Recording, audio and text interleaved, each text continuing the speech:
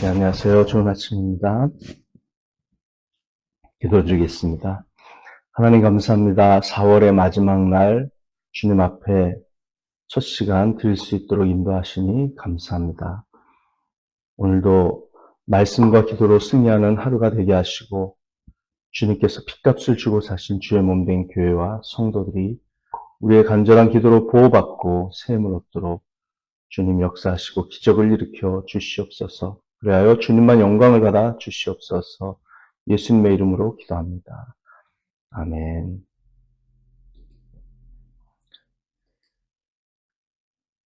자, 오늘은 4월 30일 목요일입니다. 항상 기도하라라는 말씀으로 두 번째 말씀 전하고 에베소서 이제 전체의 마지막 말씀을 전하도록 하겠습니다. 제가 읽겠습니다. 온갖 기도와 간구로 언제나 성령 안에서 기도하십시오. 이것을 위하여 늘 깨어서 끝까지 참으면서 모든 성도를 위하여 간구하십시오. 또 나를 위하여 기도하기를 내가 입을 열 때에 하나님께서 말씀을 주셔서 담대하게 복음의 비밀을 알릴 수 있게 해달라고 하십시오. 나는 사슬에 매여 있으나 이 복음을 전하는 사신입니다. 이런 형편에서도 내가 마땅히 해야 할 말을 담대하게 말할 수 있게 기도하여 주십시오. 사랑하는 형제이며 주님 안에서 진실한 일꾼인 두기고가 내가 지내는 형편과 내가 하고 있는 일과 그 밖의 모든 것을 여러분에게 알릴 것입니다. 우리의 사정을 알리고 또 여러분의 마음을 위로하게 하려고 나는 그를 여러분에게 보냅니다. 아버지 하나님과 주 예수 그리스도께서 성도들에게 평화를 내려주시고 믿음과 더불어 사랑을 베풀어 주시기를 빕니다. 우리 주 예수 그리스도를 변함없이 사랑하는 모든 사람에게 은혜가 있기를 빕니다. 아멘. 자, 18절에 나오는 기도에 대한 일반적인 지침 네 가지를 저희들이 지금 보고 있습니다. 첫째는 기도의 빈도였죠. 언제나. 두 번째는 기도의 다양성입니다. 네, 넓게도 기도하고 아주 구체적으로도 기도해야 되죠. 기도와 간구. 그다음에 셋째, 기도의 자세입니다. 그리고 넷째가 기도의 우선순위인데요. 차례대로 살펴보겠습니다. 셋째, 기도의 자세입니다. 이것을 위하여 늘 깨어서 끝까지 참으면서라고 말하였습니다. 다시 말해서 우리는 모든 인내로 깨어 있어 기도해야 합니다. 여기서 인내라는 개념은요, 정말 기도만이 하나님의 뜻을 이루어 드릴 수 있는 유일한 방법이라는 것을 기억하고 기도에 매달리면서 그 기도의 자리를 지키고 버티고 계속하고 끈기 있게 견디는 것을 의미합니다. 기도 응답이 없어도 계속 기도하는 것입니다. 깨어 있으면서 끊임없이 기도하는 것입니다. 기도란 문제들에 대해서 그리고 일어나고 있는 일들에 대해서 경각심을 갖는 일이기도 합니다. 그래서 깨어 있어 기도하라고 말하는 것이죠. 예수님께서도 깨어 기도하라고 여러 번 제자들에게 말씀하셨죠. 또 우리들에게도 그런 교훈을 여러 번 주셨습니다. 잠자지 말고 깨어 있어라.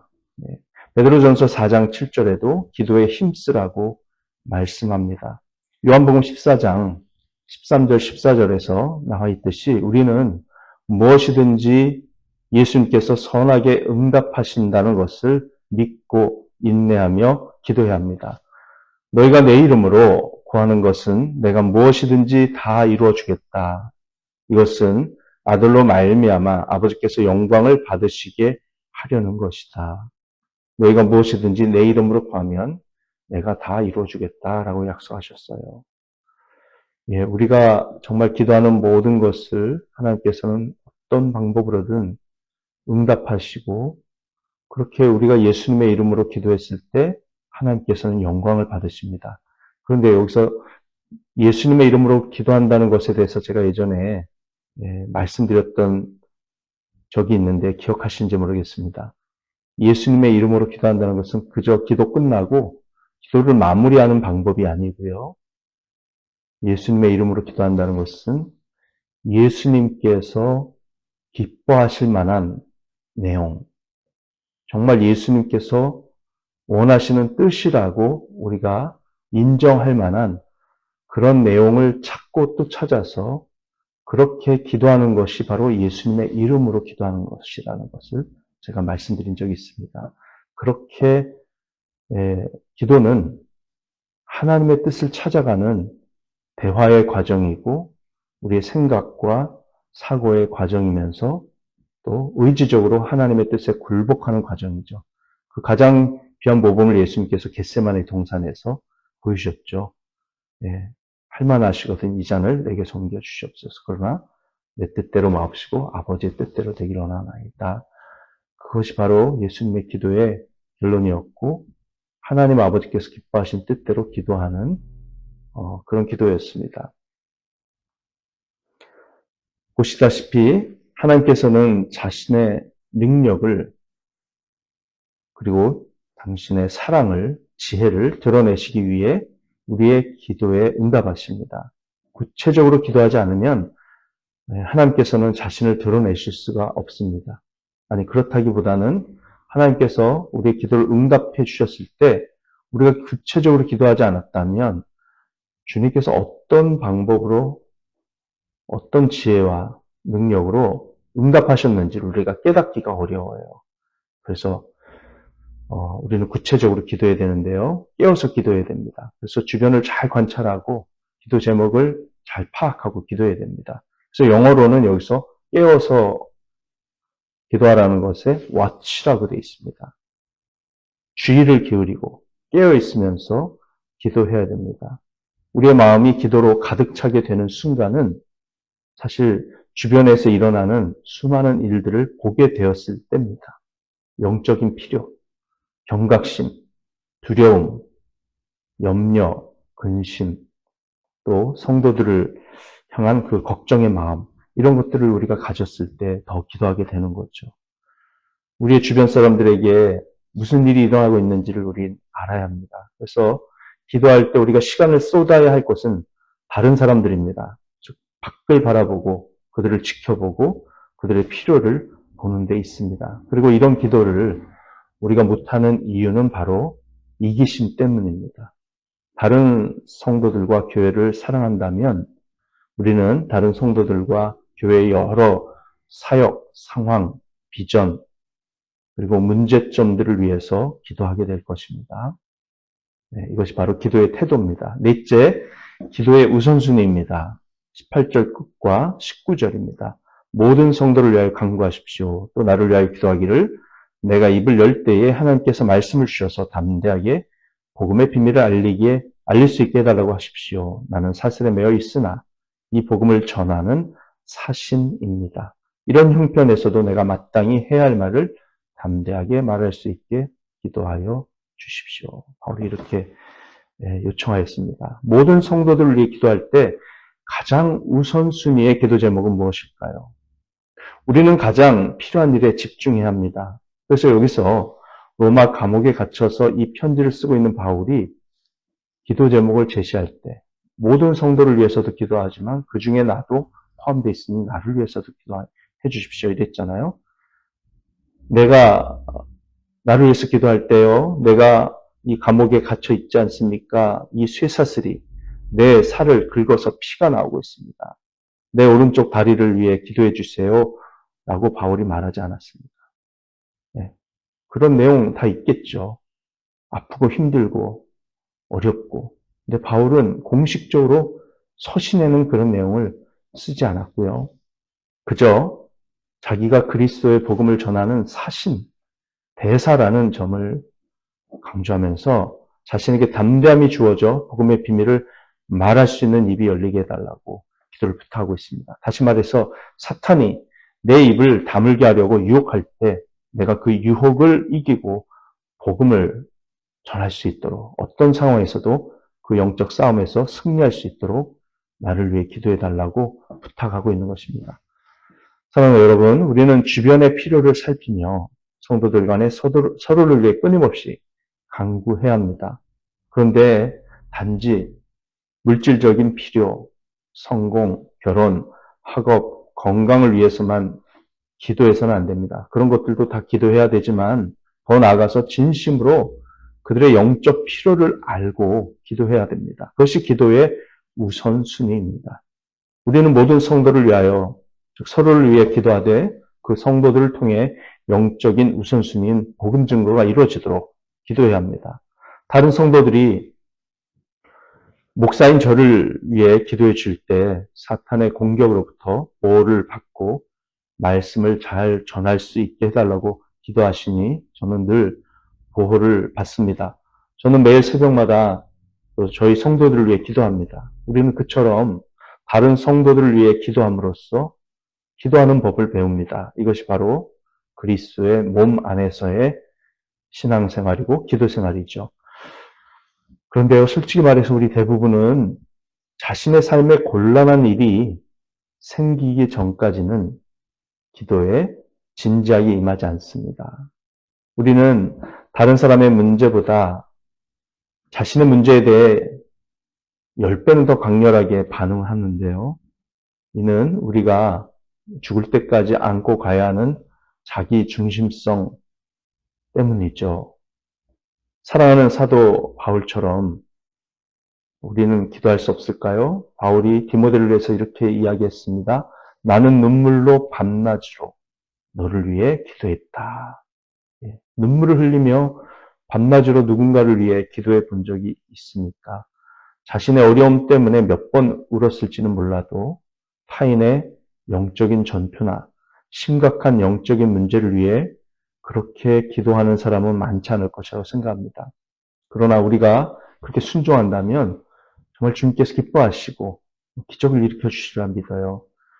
기도에 대한 이 네 가지 일반적인 지침, 기도의 빈도, 기도의 다양성, 기도의 자세, 기도의 우선순위였습니다. 그런데요, 28절에서 기도의 핵심은 바로 다른 데 있습니다. 다섯째인데요. 자, 일반적인 지침을 떠나서 특별한 지침, 가장 중요한 지침은 핵심은 성령 안에서 기도해야 한다는 것입니다. 성령 안에서라는 말이 있죠.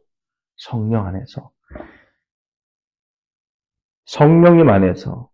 자, 이것은 매번 어떤 사람들은 잘못 해석을 하는데요. 기도할 때마다 방언으로 기도해야 된다고 말하는 사람이 있습니다. 성령 안에서 기도하라 그러니까 방언으로. 자기가 모르는 말로 성령께서 시키시는 대로 그렇게 기도를 해야 된다라고 해석하는 사람이 있는데 아무 관련이 없습니다. 경험을 가지고서 성경을 해석하는 전형적인 오류죠. 요한계시록 직전에 있는 유다서 20절에는 이런 말씀이 있습니다. 여러분은 가장 거룩한 여러분의 믿음을 터로 삼아서 자기를 건축하고 성령으로 기도하십시오라고 되어 있습니다. 성령으로 기도하라 그러니까 이것도 어떤 황홀경에 빠져서 기도하는 것을 말한다고 생각하는 사람들이 있습니다. 자, 그런데요, 성경 전체 문맥에서 보면 성령 안에서 기도하라, 성령으로 기도하라, 이것은요, 예수 그리스도의 이름으로 기도하라라는 것과 같은 뜻입니다. 왜냐하면 성령은 그리스도의 영이시기 때문에 그래요.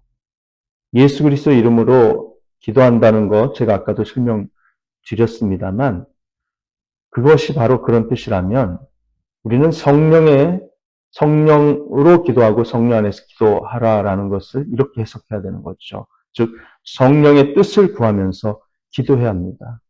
우리는 성령님과 조화를 이루어 기도하는 법을 배워야 한다는 것이죠. 로마서 8장 26절에 이렇게 말씀하였죠. 이와 같이 성령께서도 우리의 약함을 도와주십니다. 우리는 어떻게 기도해야 할지도 알지 못하지만 성령께서 친히 이루 다 말할 수 없는 탄식으로 우리를 대신하여 간구하여 주십니다. 라고 기록되어 있습니다.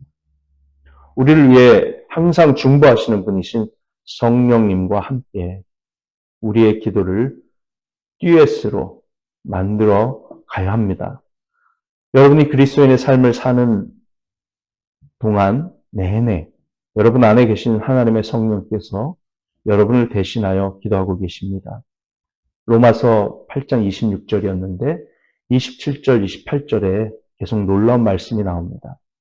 27절, 사람의 마음을 꿰뚫어 보시는 하나님께서는 성령의 생각이 어떠한지를 아십니다. 성령께서 하나님의 뜻을 따라 성도를 대신하여 간구하시기 때문입니다. 하나님을 사랑하는 사람들, 곧 하나님의 뜻대로 부르심을 받은 사람들에게는 모든 일이 서로 협력해서 선을 이룬다는 것을 우리는 압니다. 이렇게 되어 있습니다. 성령님은 언제나 올바른 기도를 드리며 언제나 하나님으로부터 올바른 기도의 응답을 얻으십니다. 왜냐하면 성령께서는 하나님의 뜻을 따라 성도를 대신해서 간구하시기 때문입니다. 그래서 우리 그리스도인들의 삶에 모든 일이 서로 협력해서 선을 이룬다라고 하는 28절의 말씀은 성령님의 기도에 대한 응답이에요. 이러한 하나님의 섭리와 영적인 축복은 우연이 아닙니다. 성령께서 기도하고 계시기 때문입니다. 성령 안에서 기도한다는 것은 한마디로 우리의 기도를 성령님의 뜻과 의지에 맞추어 정렬하는 것입니다. 어떻게 그렇게 하냐고요? 단순히 성령의 충만함 가운데 행하는 것입니다. 말씀으로 충만해지고 성령으로 충만해지면 그렇게 해서 우리가 하나님의 뜻을 정확하게 알면 성령께서 기뻐하신 뜻대로 기도할 수 있는 것이죠. 그래서 성령님께 순종하며 말씀에 순종하며 예수님의 뒤를 바짝 따라서 우리가 인생을 걸어가고 주님의 임재 안에서 끊임없이 하나님과 교제할 때 성령께서 우리의 생각을 다스리셔서 우리의 기도가 하나님의 뜻과 그리고 성령의 뜻과 조화를 이루게 하실 것입니다. 그것이 바로 성령 안에서 성령으로 기도하는 것입니다. 우리가 우리의 기도를 성령의 기도와 일치시킬 수 있다는 것. 내 안에 거하시는 성령으로 말미암아 하나님을 아바 아버지라고 외칠 수 있고 하나님께서 내 기도를 들으시고 응답하신다는 것을 우리가 안다는 것. 얼마나 놀라운 일입니까? 그러므로 우리의 기도에 있어서 가장 중요하고 필수적인 조건이자 자격은 바로 성령님 안에서 기도해야 한다는 것입니다. 갈라디아서 4장 6절은 이렇게 말씀합니다. 그런데 여러분은 자녀이므로 하나님께서 그 아들의 영을 우리의 마음에 보내주셔서 우리가 하나님을 아빠, 아버지라고 부를 수 있게 하셨습니다. 성령님은 이처럼 그 아들의 영, 하나님의 아들의 영이라고도 불립니다. 그리고요, 로마서 8장 9절에서는 성령님을 하나님의 영이라고 부르면서 동시에 그리스도의 영이라고 한 구절 내에서 이렇게 각각 다르게 부릅니다. 하나님의 영, 그리스도의 영. 놀랍게도 구약성경 스가랴 12장 10절은 성령님을 가리켜서 은혜를 구하는 영, 용서를 비는 영이라고 부릅니다. 은혜를 구하는 영, 용서를 비는 영. 자, 제가 읽어드립니다. 그러나 내가 다윗 집안과 예루살렘에 사는 사람들에게 은혜를 구하는 영과 용서를 비는 영을 부어주겠다. 성령을 부어주겠다라는 거죠. 그러면 그들은 나 곧 그들이 찔러 죽인 그를 바라보고서 외아들을 잃고 슬피 울듯이 슬피 울며 맏아들을 잃고 슬퍼하듯이 슬퍼할 것이다. 자, 이게 무슨 말입니까? 성령을 받으면 예수님을 못 박아 죽게 한 자기 자신의 죄에 대해서 슬퍼하고 예수님 때문에 슬퍼하며 뉘우치게 된다는 것입니다. 성령은 이처럼 예수 그리스도를 위해 일하십니다. 그래서 성령 안에서 성령으로 기도한다는 것은 예수님의 이름으로 기도하는 것과 다르지 않습니다.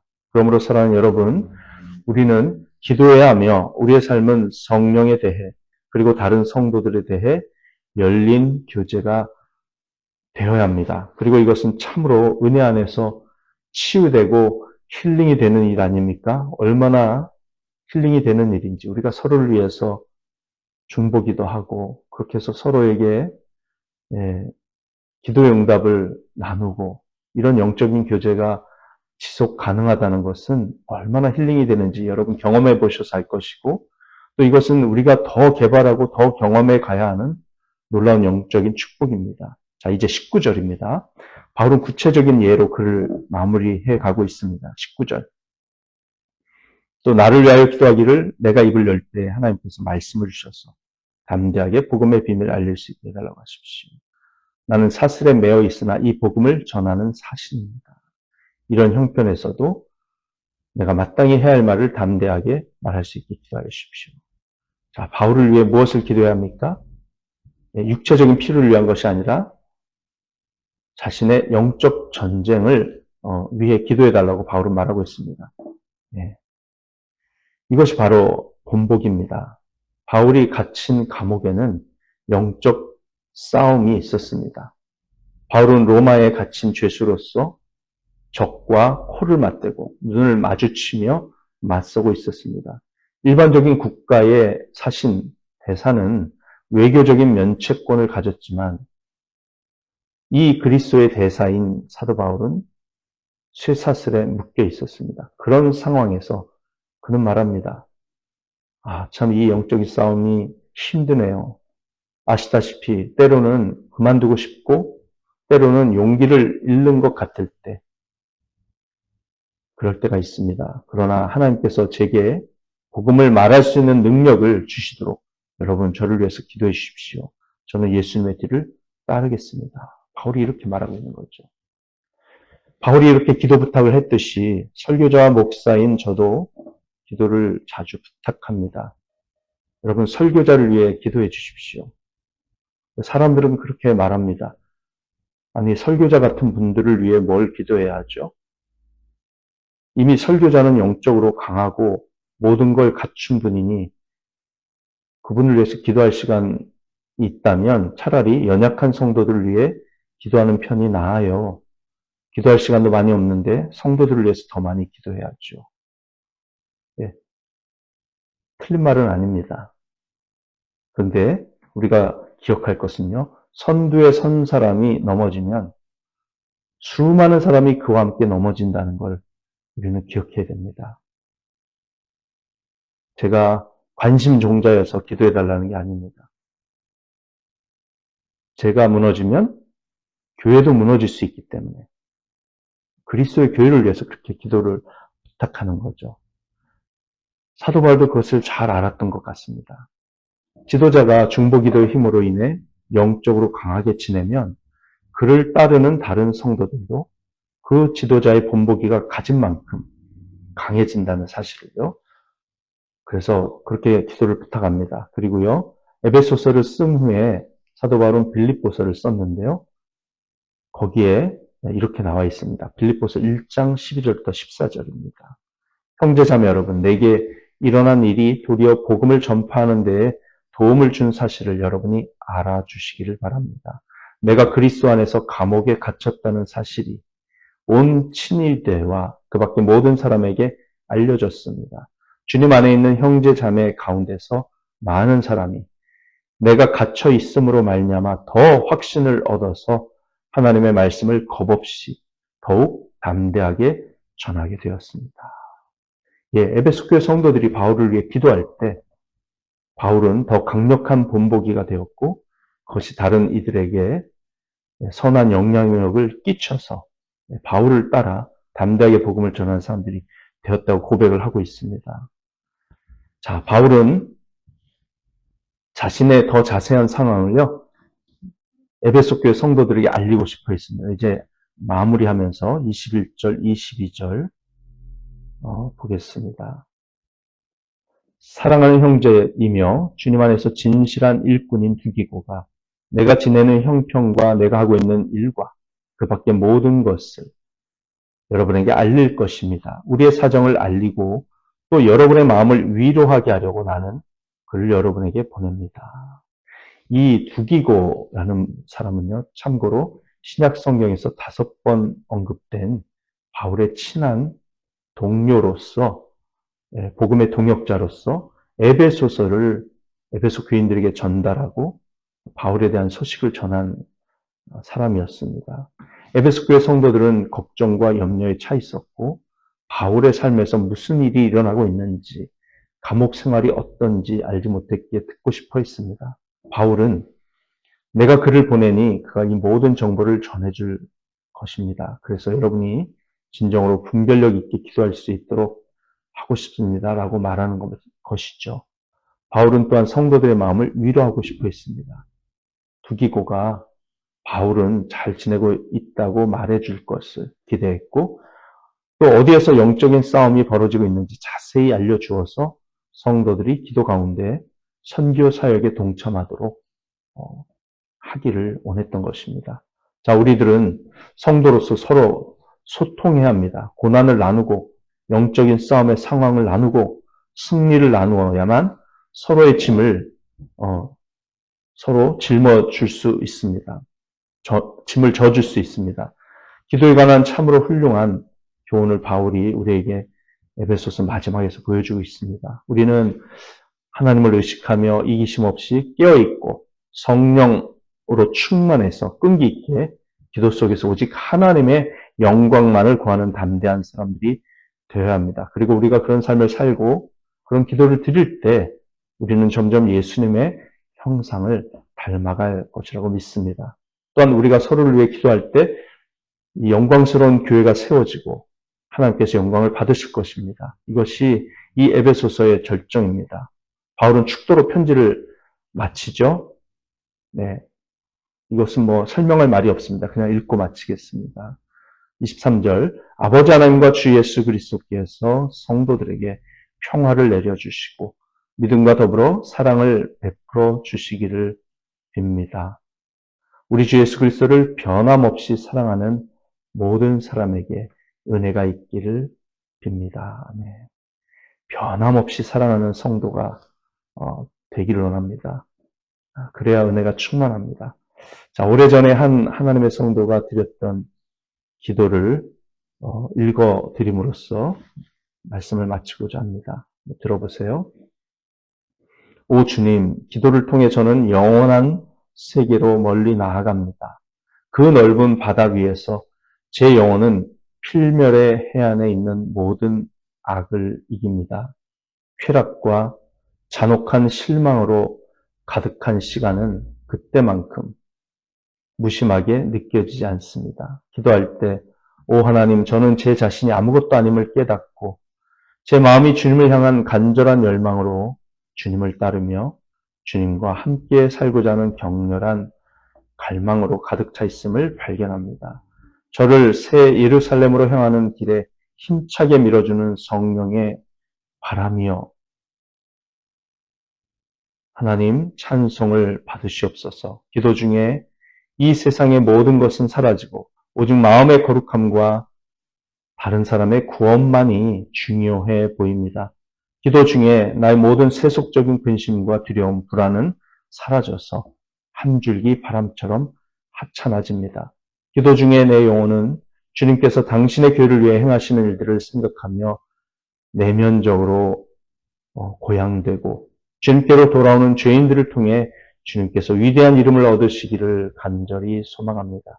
기도 중에 저는 삶의 험난함과 여러 아첨들을 초월하여 하늘의 기쁨을 맛보게 되며 영원한 세계로 들어가 영원토록 온 마음을 다해 주님께 제 자신을 바칠 수 있습니다. 기도 중에 저는 제 모든 염려를 주님의 손에 맡겨 제 자신의 뜻이나 관심사 없이 온전히 주님의 뜻에 순종할 수 있습니다. 기도 가운데서 저는 친구들과 목회자들, 죄인들, 교회, 주님의 나라를 위해 가장 큰 자유와 가장 밝은 소망을 품고 아들이 아버지께 또 사랑하는 이가 사랑하는 이에게 하듯 중보할 수 있습니다. 오 하나님, 그러니 제가 항상 기도하고 결코 중단하지 않도록 도와주시옵소서. 이런 기도문입니다. 자, 기도하고 마치겠습니다.